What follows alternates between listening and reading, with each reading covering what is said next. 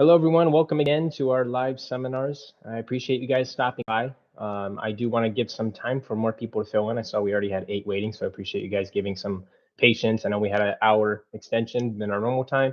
We're just trying to flirt around with the different times, see which ones are the most, beneficial, trying to get different time zones involved. So again, I appreciate you guys hanging on for another hour, and maybe we'll get some other individuals. Today, we are going to do things a little bit differently, just going to try something out. It was a recommendation or some advice from a community member. Discord member gave us a little bit of advice of how to run these maybe a little more smoothly or pin target some of the most asked questions or maybe the most relevant at the time. So what we did do is we opened up, a channel was already there for an AMA in our Discord. But what we did is we put a message in there so that anyone that has questions that maybe they cannot make these seminars, they could post their question, and then we'll go through them, hand select some of the ones that we feel we can give the best answers to at this time, and then we'll go from there. From that, if there's time or maybe some other questions that want to be asked in addition to the topics that we're discussing today, feel free to post them in the chat. Either myself will address them. We also have Yan available as well. He should be in the chat. Yep, there he is. So appreciate you guys being here.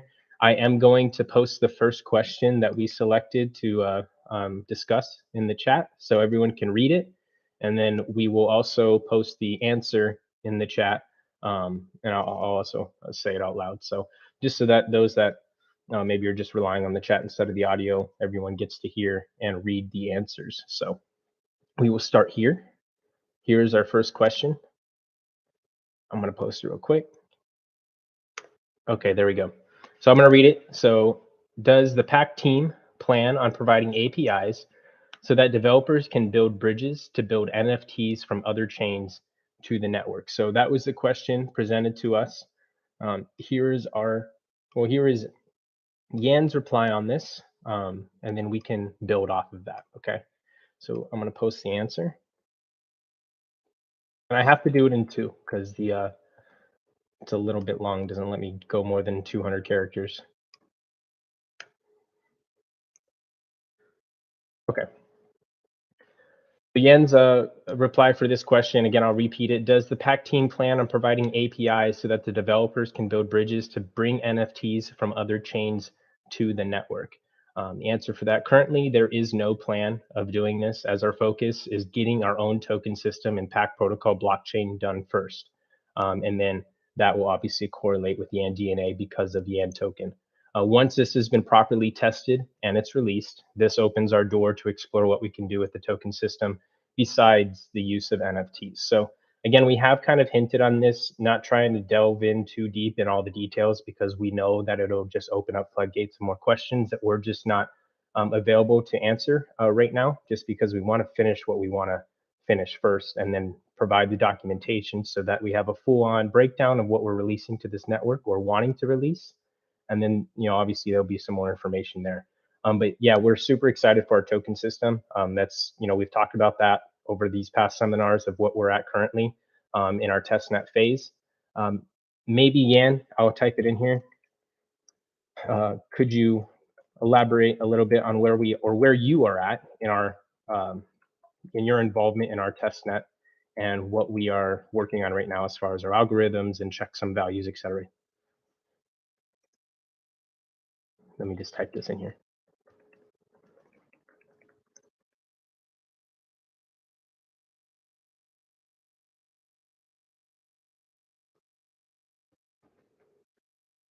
Okay. So Yan, if you could see that, post that question there, just so that we can elaborate a little bit more on our token system and what we're working right now in our current testnet. And then, we can build off that if anyone has any questions in the community. While you look at that, I'm going to prepare our next question that we have so that we could go on, because I don't see anyone posting any questions in addition to this.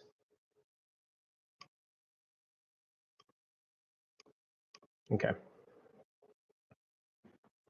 Hi, Caleb. We will get to your questions.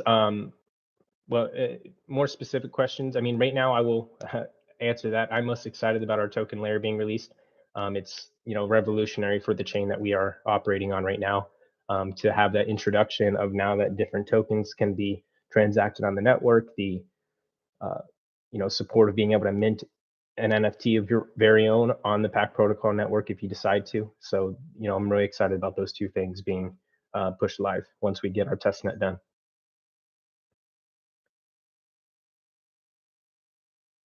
Does the Masternode network also run in the event of a blackout? I mean, that's a kind of a question that there's a lot of variables to that. If it's a worldwide blackout, I mean, if there's no electricity providing any resources to the network, I would assume any network would have a moment of silence until that gets fixed.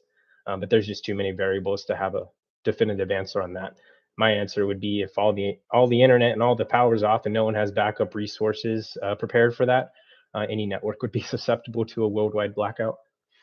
But that's just my straight answer on that.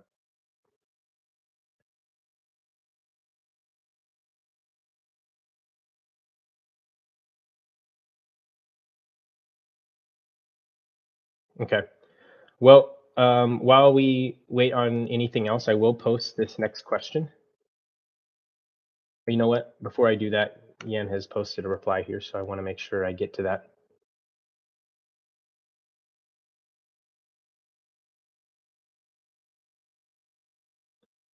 I think your first part of that answer got cut off, Yan.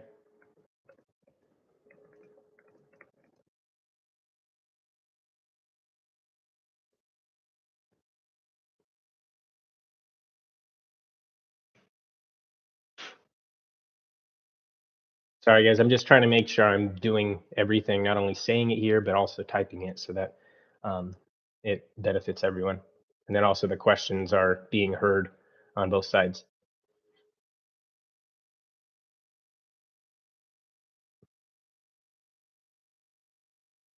And so the other part of that, I'll just elaborate on what Yan's talking about. So the metadata that we've been talking about, like not if you don't have your metadata controlled or in your possession, that's what we've been talking about. So Yan's elaborating on that. The metadata contains information such as the download link for the file, the checksum of the file, and any additional immutable information stored.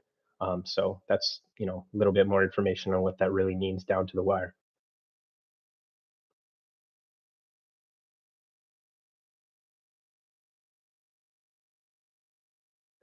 Okay, I will post this next question because I just don't want us to have too much dead air. Trying out a new format, guys. Okay, so our next question, and it's going to be in two posts because, again, over 200 characters.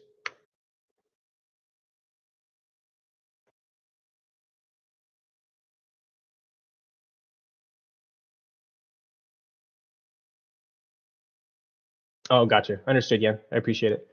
So the next question we have here, how do we mitigate the potential negative effects caused by node operators that don't regularly maintain their nodes, such as hardware updates and resource allocation, since I know YanSafe addresses the software side.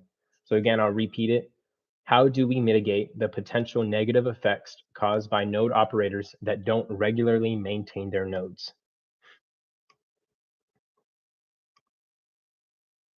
And just preparing to post the answer we have here. Again, this one will be in a couple posts, a little long.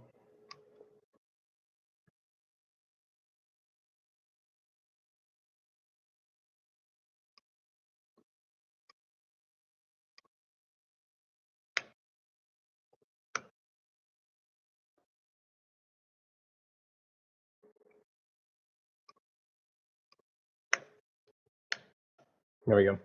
Okay. So how do we mitigate the potential negative effects caused by node operators that don't regularly maintain their nodes? So for example, those that are not adjusting their servers or doing the maintenance required, if their POS band score gets to a point where it needs to be addressed. Other events such as kind of mentioned before, power outage, like if you're not paying attention, if your server is actually providing resources or your node is actually connected and doing its job, then there could be some issues where your master node is no longer doing the job that it's supposed to be doing.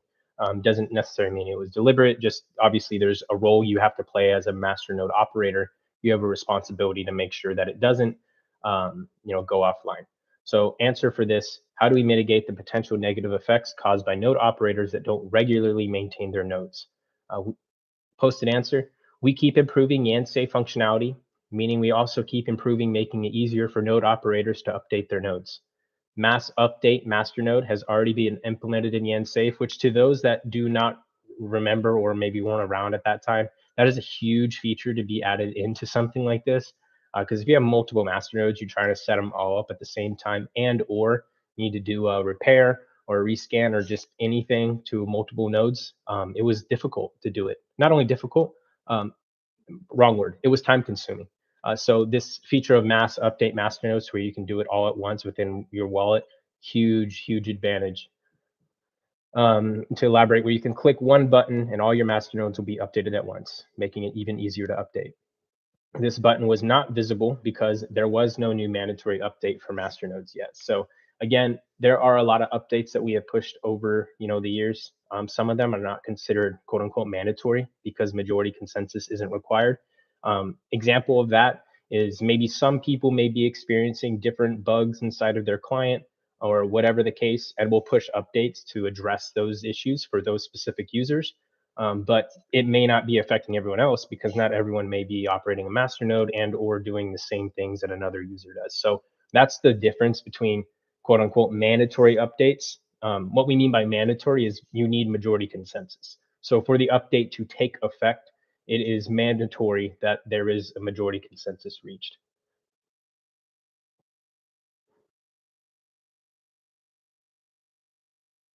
Is Pact still on course to opening teaching for programming that was listed on the roadmap? Yes, actually, that's something that we're still building up in the backside of things, more correlated with our business partners and different doors that we have open to us.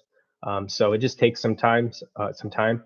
If you think about what's actually involved in teaching programs, you have curriculum that needs to be authenticated, et cetera, and then you also have to have, basically an invitation slot or a teaching slot to be part of a program.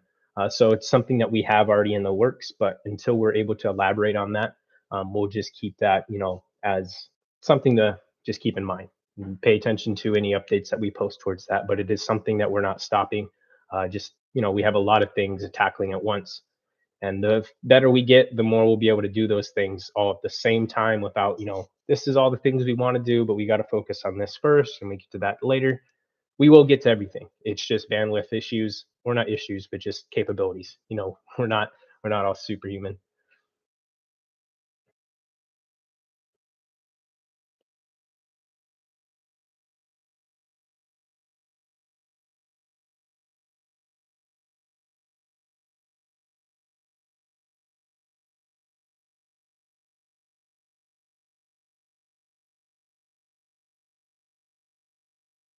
Okay.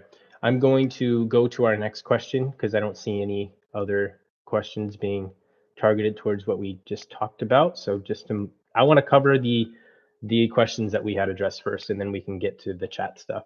So I'm not ignoring you guys. I'm just trying to follow a um, new template for running these streams, so that makes sure all the questions that were asked and repeatedly asked, even on our forums, are getting addressed. Because sometimes they're not showing up in these chats.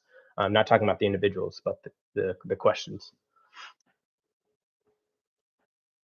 Where do I check my Masternode POS score? If you go into YANSafe, you'll see a slot where it says POS band at your Masternode tab, and you'll be able to click the arrow icon on your Masternode entry.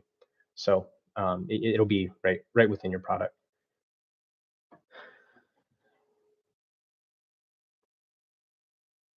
Okay.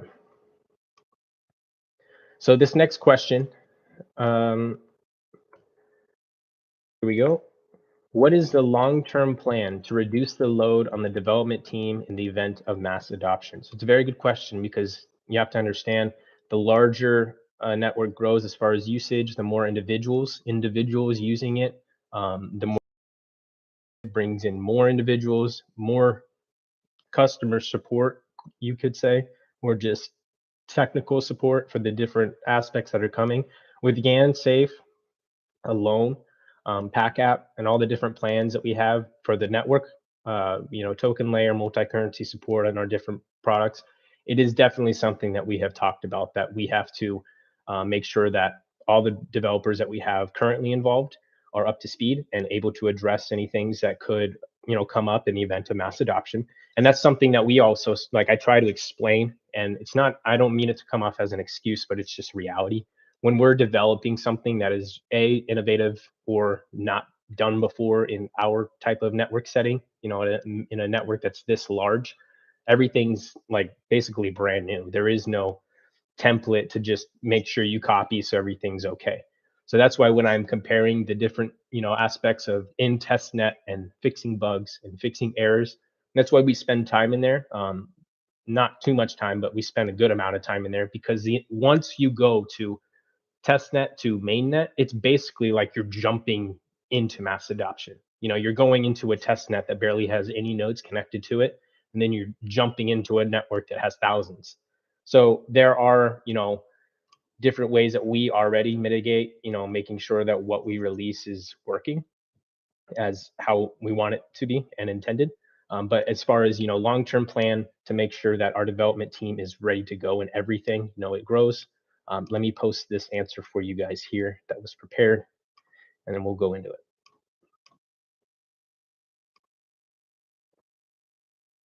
Again, two or three uh, comments because it's quite long. Can we do that? Sorry.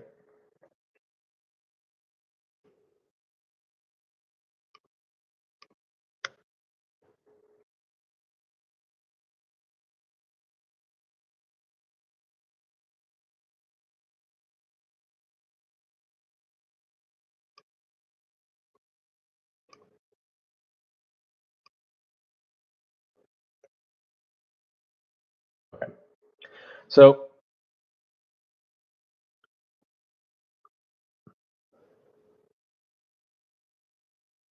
hmm. Okay, well, I posted it backwards, so I'll just read it. So when there is mass adoption, it also means that there would be more interested developers wanting to work with us. So I think we've not, I think we know that that's already a fact with us, because I mentioned how our creative design teams have grown, our developers that we have involved in our testnet and our different products all at the same time. It's not just one person. There's multiple people now involved, expressing their interest. We go into kind of like a like I don't know how to explain this. Like, we don't ever really get into like interviews and start questioning people like, what have you done? Like, but we do, I guess, like validation interviews to make sure that these people are, passionate about wanting to be a part of Pack Protocol, or I should say Pack Global Holdings LLC, and our development team. But then also we want to make sure that their talent level is compatible, or not just their talent, but their characteristics are compatible with those that we already have here, so that we have that same, we're a team feeling, not just we're a bunch of developers from everywhere and we're just trying to do something, but we're not really working together. Like, that's not how we have ever worked. Everyone involved, as far as like on the development side and making sure things have come out as we want it to, um, we're super tight and close. So we just go through that validation kind of interview process, and it does grow. Our team has been growing from that. So when there is mass adoption, it does mean that there would be more interested developers. So we'd have more people to help us, greatly reduce our load. That way it can help us, maybe have less bandwidth per person. You have different products that we all know as a community that Yan is like a staple being a part of: the Pack app, Yan Safe, etc., Yan DNA. And there's other avenues that our team focuses on as well. Some things that may not be personified in the results of like a GUI or like a UI. You might not see all the back end work that gets done because you need a front end to actually access it or appreciate it if you don't know how to read what's being done. So our team is growing. Our workload has been reduced somewhat, individually, as that's happened. But of course, as more interest is brought into Pack Protocol, there will be more developers wanting to build on top of, not only on top of this network, but wanting to be involved, because I think most here are going to be very pleased with this update that we're pushing, especially those that have been here from, like, let's just say day one, and just to sit back and take a glance or a notice of where we were then to what is now available on this network now. A lot of people are going to be, I think, very impressed with it. And that, again, as Yan mentioned, bring in some more individuals that may want to be part of what we're trying to accomplish here in the long term.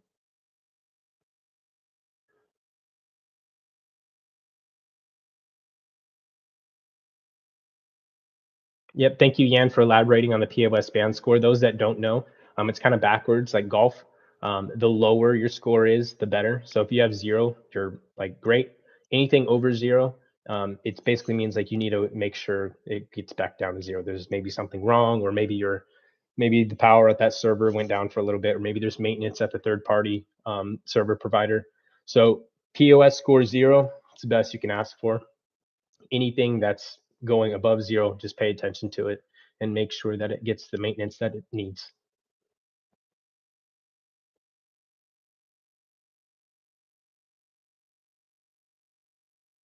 If you're here now, we're all pack OGs. Hey, there are a lot of new people, and not saying it doesn't get appreciated, but if you're new and you weren't, a part of the different, avenues that we've had to go through to get to where we are, that's just part of the history of pack. So those that have been here from the beginning, it's really cool to just see not only the size of the network or just the amount of different individuals involved, or just the direction that pack has in general gone in. Always adapting. I don't think anyone could ever argue against that. We've always adapt, always want to implement features that are greatly, you know, well liked, I should say, or well desired in the space. But then also realizing that it can lead us into different innovative approaches for other use cases. And I think that's being seen in Yan DNA. We didn't just go directly into a token layer for no reason. We wanted to build a use case for it first, and then have the development, coincide with it and complement it. Okay, let's see here. I'm gonna go to the next question.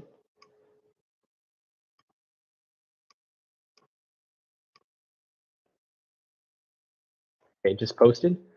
So, question: I know you said putting a file on YANDNA is like an NFT that can't be altered, but can YANDNA/IPFS technology be capable of working on documents or docs real time and saving them to YANDNA? So this has popped up a couple times, probably very similar to how, well, the comparison is probably using like Google Docs, is what I'm assuming this community member is comparing it to. So here is our responded answer.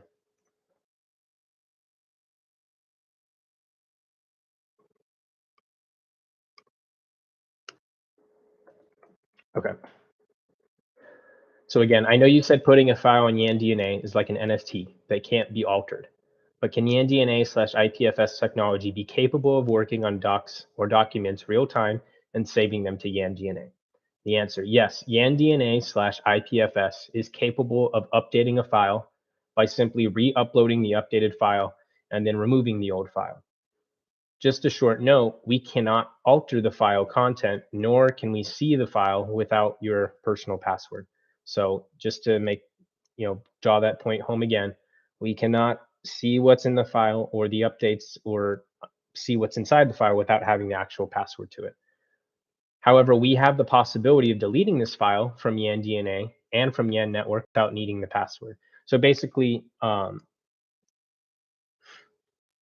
like how, to like further explain that, like would you be able to edit a document in real time as far as like on Google Docs right now? Like right now, I know we're streaming, but I'm looking at Google Docs right now, and I can edit something and save it, and it's saved, good to go.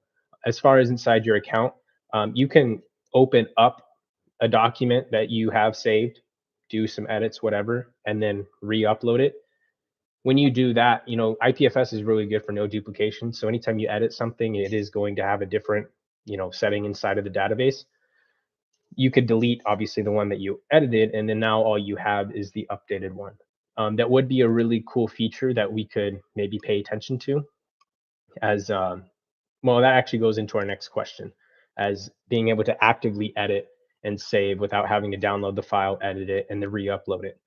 That's not something that we're currently working on, but it is something that we're highly interested in. So I'm just going to post this question because it kind of goes right in hand with what was just talked about.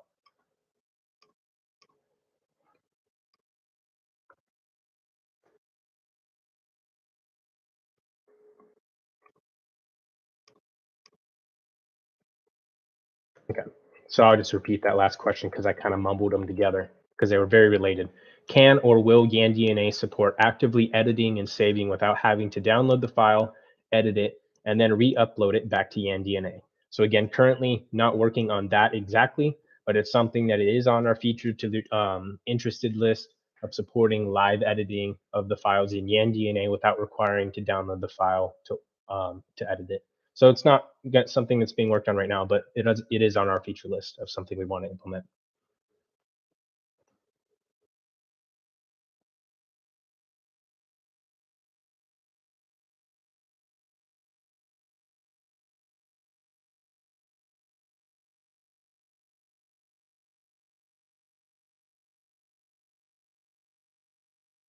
Okay. I see one question. Would other projects be looking to adopt IPFS tech from PAC? IPFS technology wasn't, introduced or invented by PAC Global Holdings LLC. It is an open source technology created by, I forget the exact lab, but IPFS it's its own. So there are different projects that already have adopted IPFS technology to, direct uh, towards different use cases and needs. We've obviously altered it and adopted it and made changes to it to fit the use cases that we want. So that's just the beauty of having access to open source programming, being able to adopt it for different needs. And what we have talked about in the past seminars, if you just look at IPFS without even having a basic understanding of any technology, just view it as the backbone of it's just a database. It's a database, being able to upload something to it and receive something back from it. So yep, that's right, Protocol Labs. So Protocol Labs was the one that invented IPFS technology, and they have their own use case storage applications. I believe Filecoin is also from Protocol Labs using IPFS technology. The way that it's used over there is just it's different than how we've adopted it.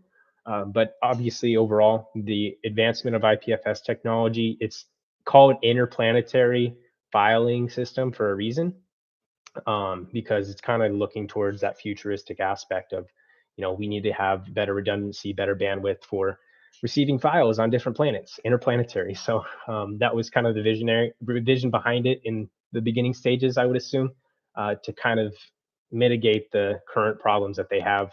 Like we gave examples of this, and you could even research it yourself. Just look at the amount of data that is required or needed to get a full, like, actual great visual, great quality picture of outer space of a galaxy and have it sent from a satellite to Earth. Takes a long time, A, and B, it's a ton of data. So there are ways that that can be improved. And then obviously that's not the only reason that it's going to be implemented, but if you just look at it as a database and it's capable of scaling at a rate that isn't just controlled by one entity, it's revolutionary. Something cool to be a part of. And I think we can see that with just blockchain technology in general. Go back to 2009 with Bitcoin's creation, and look where we are now. You can see how that technology has been adopted to build this industry as big as it has. I feel very confident that IPFS is definitely going to be a part of that, because you need to have data. You need to have a data part of that network that is capable, of transmitting legitimate amounts of data in a quick way, in a secure way. Bitcoin is, obviously used for its own reasons, mainly financial, and it accomplishes the job. But are you able to upload a large file and send it from point A to point B? And if you are, is it going to be costly, or is it going to be inexpensive? It's not really built to be, a data transference as far as like MP4 files or movie files or anything. It's not really made for that. Can it be adopted and used in that way? Yes, there are different projects that have used the Bitcoin chain to, for example, uh, put a picture on the chain. It's happened on different chains, but it's just not. It doesn't scale. It's not really usable, if that makes sense. So that's why I honestly really feel that IPFS being tagged along into a scalable network and pushing that kind of use case and solution, if you give the right education and you give the right, you know, products that are easy to use, not complicated, and basically step by steps yourself into it, I feel like it's going to be a very successful event.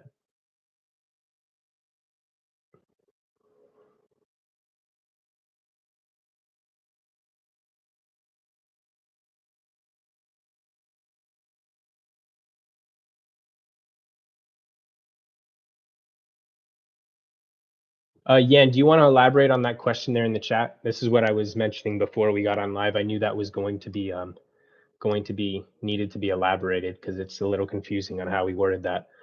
The question, so you, not the user, can delete files from ENDNA. Yes, you, the user, can delete your own files from ENDNA. I'll let Yan elaborate a little bit more on what he was talking about there. But essentially what we were meaning by that is, when you look at IPFS, it's a database, right? So files are uploaded to something. And what is Yan token going to be used for? It is to reserve X amount of data space or storage. In the event that files need to be deleted, say you're going over your amount of storage that you have, or you're about to, or it doesn't let you because you're going to go over, and you want to delete certain files. You're interacting, on the product. You're selecting to delete it, and then it also has to be done on the database. So I'll let Yan elaborate more on that, so that he can give a full answer on that. But maybe that's something that we can go into a little bit more once the product comes to full release. Because like I said, we're going to have more documentation that we'll be able to really explain everything as it needs to be done.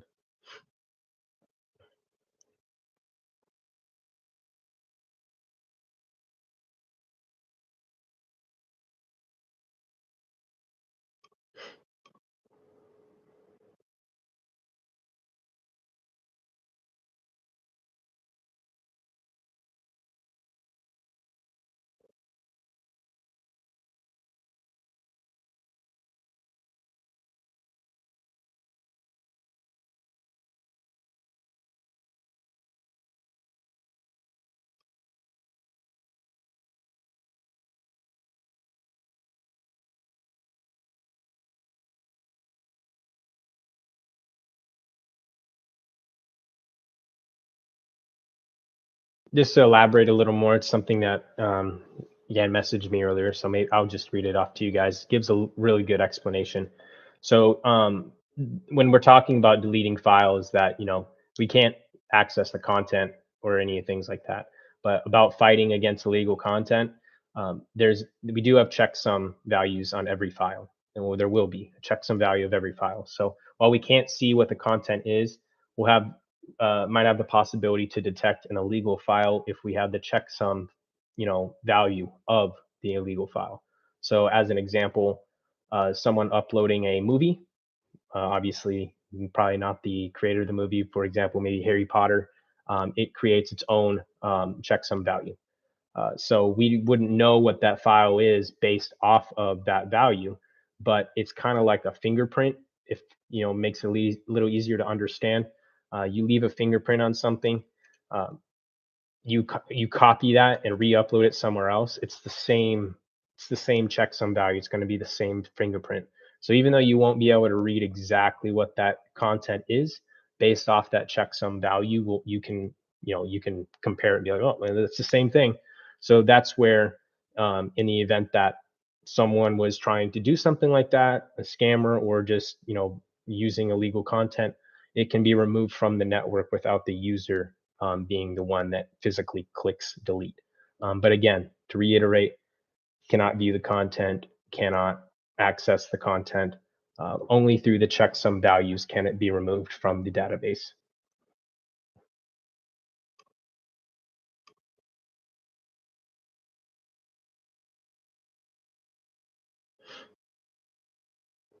Okay.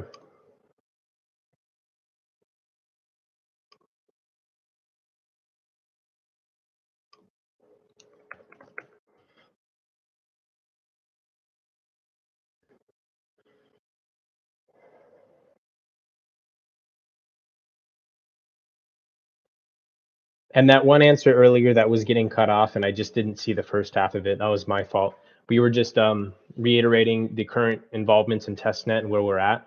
Yan's full reply on that was he's working on the system where you can store the metadata into the Yan network. The Yan network is our IPFS network for the token system. So that metadata, again, it contains the information such as the download link for the file, the checksum value of the file, and any additional immutable information that needs to be stored. So that's what we push forward in a lot of our educational maybe tweets or press releases or et cetera, talking about metadata. A lot of people might not even realize what that is or even care.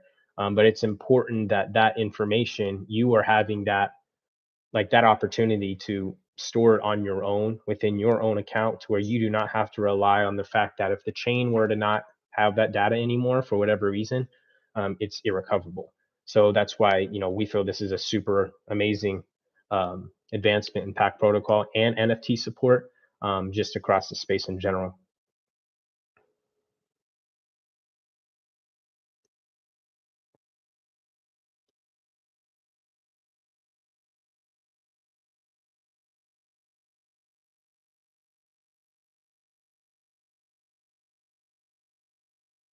Oh, I would love to do a PackCon. That would be really cool. We have talked about it. It's just, with current events in the world, very difficult to organize anything.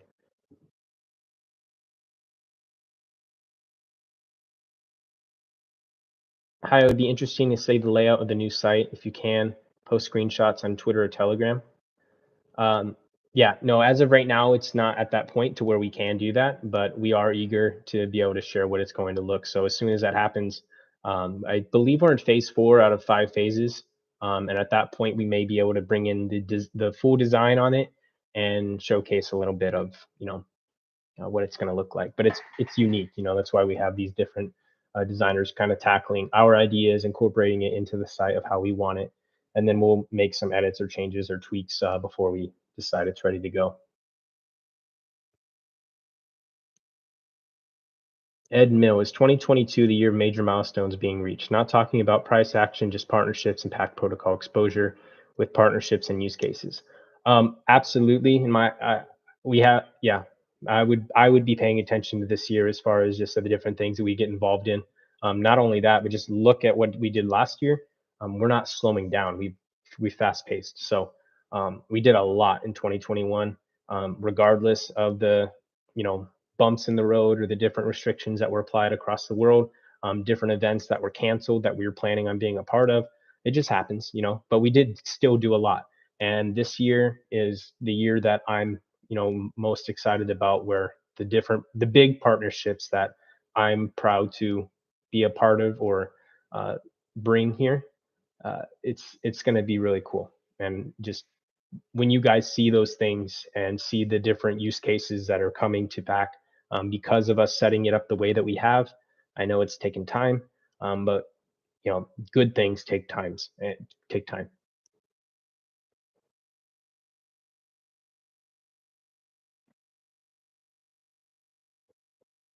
Hello, Anderson. Thank you for dropping by,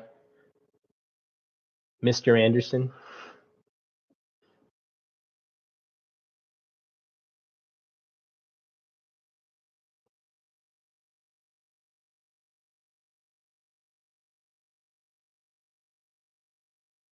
Okay. All right, ladies and gentlemen, I appreciate you guys being here. If you guys have any questions, maybe save them for our next seminar, and or you could post them in the directed channel in our Discord for the AMAs.